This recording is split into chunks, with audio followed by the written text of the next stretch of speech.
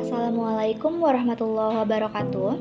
Perkenalkan, kami dari kelompok 2 yang pada kesempatan kali ini akan membahas mengenai bab 2 dari buku Schroeder Financial Accounting Theory and Analysis edisi 12, yaitu pencarian kerangka konseptual. Adapun anggota dari kelompok kami, yang pertama ada saya sendiri, Hilda Fitriani dengan NIM 55522100033 dan Ade Tria Veronica dengan NIM 55522100083.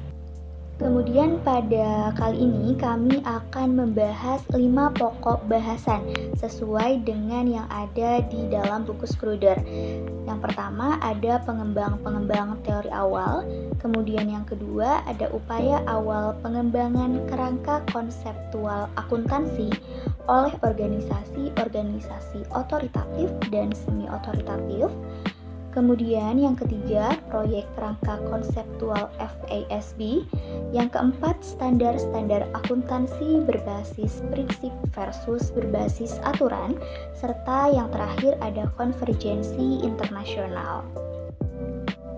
Nah, teman-teman, sebelum kita memasuki pokok bahasan yang pertama, tentu kita harus mengenal dulu apa itu kerangka konseptual. Nah, jadi proyek kerangka konseptual itu merepresentasikan upaya yang dilakukan oleh Financial Accounting Standard Board untuk mengembangkan konsep-konsep yang bisa digunakan sebagai acuan bagi FASB dalam menetapkan standar dan memberikan referensi untuk menyelesaikan permasalahan akuntansi. Nah, jadi singkatnya, kerangka konseptual itu dijadikan acuan oleh FASB untuk menetapkan standar dan untuk menyelesaikan permasalahan akuntansi. Baik, memasuki pokok bahasan yang pertama, yaitu pengembang teori awal. Perkembangan teori akuntansi di Amerika Serikat itu dikaitkan dengan orang-orang yang memiliki peranan penting yang memberikan kontribusi terhadap perkembangan teori akuntansi di Amerika Serikat. Nah, orang-orang tersebut diantaranya ada William E. Peden, kemudian ada John Buchanan, dan D.R. Scott. Pokok bahasan selanjutnya yaitu upaya awal pengembangan kerangka konseptual akuntansi oleh organisasi-organisasi otoritatif dan semi-otoritatif.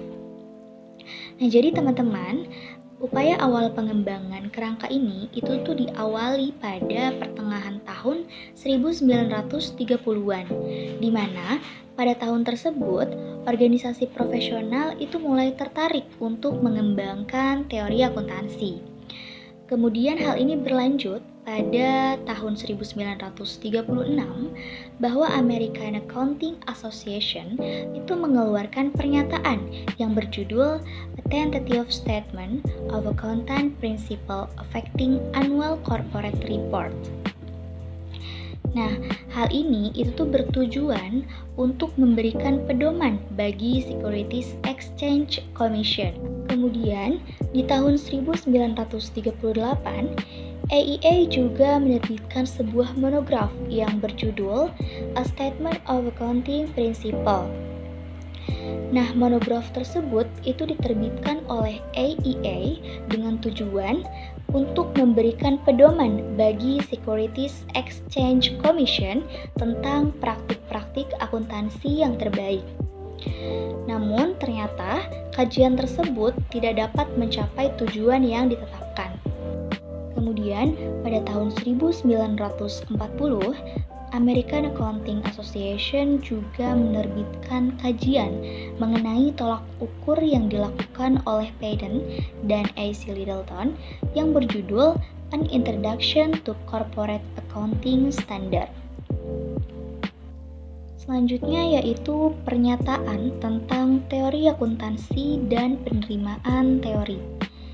Pada tahun 1973, Committee on Concept and Standard for External Financial Report yang dibentuk oleh American Accounting Association itu ditugaskan untuk memperbarui ASOBAT karena memang banyaknya perubahan yang terjadi dalam akuntansi sejak ASOBAT pertama kali diterbitkan.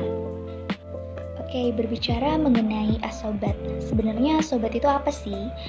Nah, jadi teman-teman, ASOBAT atau yang dikenal sebagai a Statement of a Basic Accounting itu merupakan sebuah organisasi akuntan pendidikan yang berfungsi untuk memfasilitasi dalam pendidikan akuntansi dan mempelajari serta mengomentari masalah-masalah yang terkait dengan standar akuntansi. Selanjutnya, pendekatan terhadap teori akuntansi itu dipadatkan menjadi 3 kategori. Yang pertama ada pendekatan klasik, kemudian pendekatan kegunaan keputusan, selanjutnya ada ekonomika informasi, serta kritik-kritik terhadap pendekatan ke teori akuntansi. Pendekatan yang pertama ada pendekatan klasik. Nah, jadi yang termasuk ke dalam kelompok pendekatan ini itu mencakup periode waktu di antara tahun 1922 sampai 1962. Kemudian ada pendekatan kegunaan keputusan. Nah, pendekatan ini itu menekankan pada penggunaan model-model keputusan. Selanjutnya ekonomi informasi.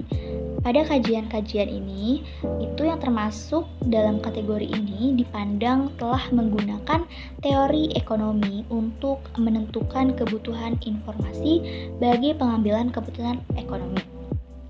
Kemudian yang terakhir ada kritik-kritik terhadap pendekatan teori akuntansi. Selanjutnya yaitu evaluasi SATA. SATA atau Statement of Accounting Theory and Theory Acceptance pada perspektif ilmu filosofi itu tetap mendapat pertentangan. Menurut Pesnel pada 1978, beliau menyimpulkan bahwa pendekatan teori SATA itu tidak menyusun paradigma karena menurut beliau paradigma itu jauh dari sekedar hipotesis.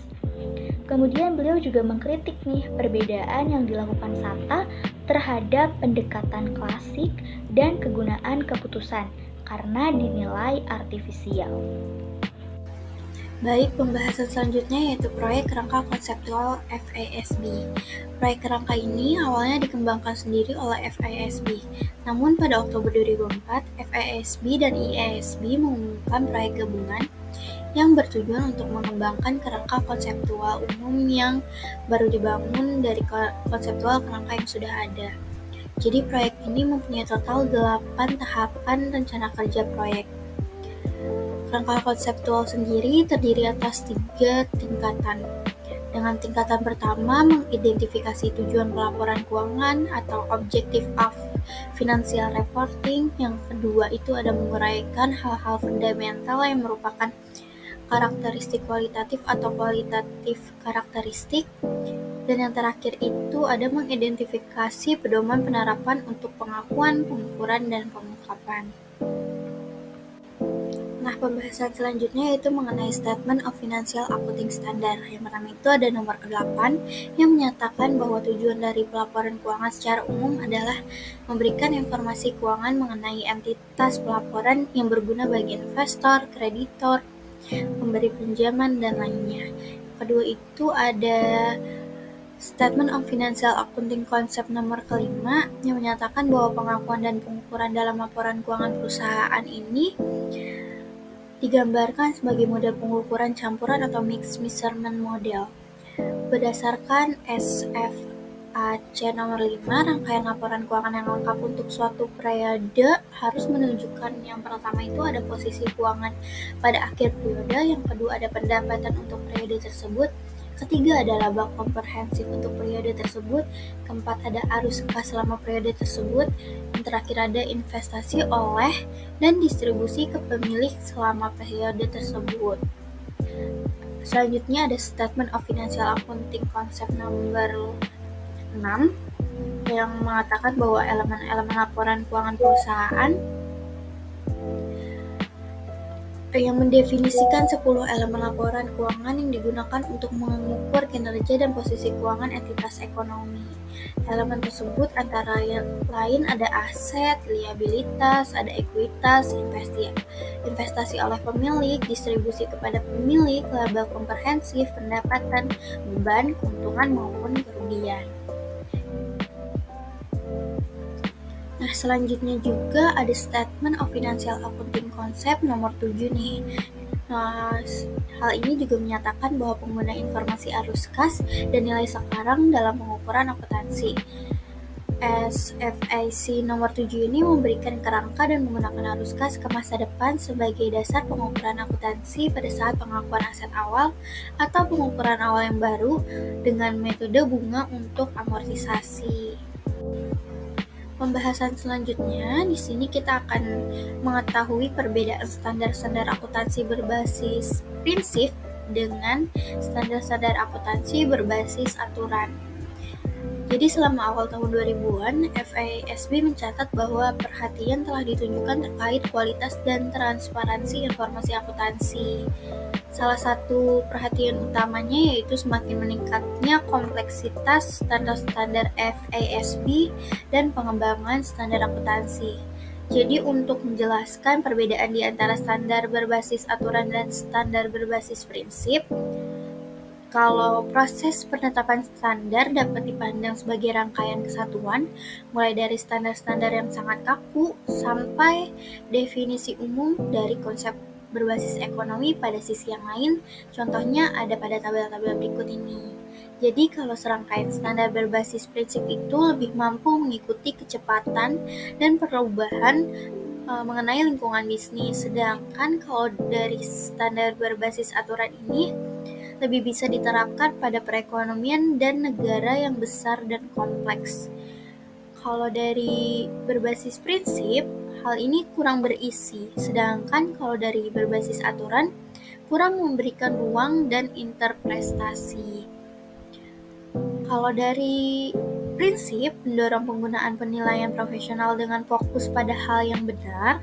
Kalau dari aturan, memberikan lebih banyak pedoman untuk implementasi yang lebih praktis. Kalau dari prinsip dianggap tidak mendukung perekayasaan keuangan atau financial engineering, kalau dari aturan kurang membutuhkan penjelasan di dalam laporan keuangannya. Jadi sudah bisa kita lihat perbedaan serangkaian standar berbasis prinsip dan serangkaian standar berbasis aturan. Pembahasan terakhir pada chapter ini yaitu konvergensi internasional. Pada rapat gabungan di Norwalk pada tanggal 18 September 2002, FASB dan EASB sama-sama mengakui komitmennya terhadap pengembangan standar akuntansi yang sangat berkualitas dan kompatibel. Hal ini dapat digunakan untuk pelaporan keuangan baik domestik maupun non-domestik. Jadi proyek ini memiliki 3 aspek utama.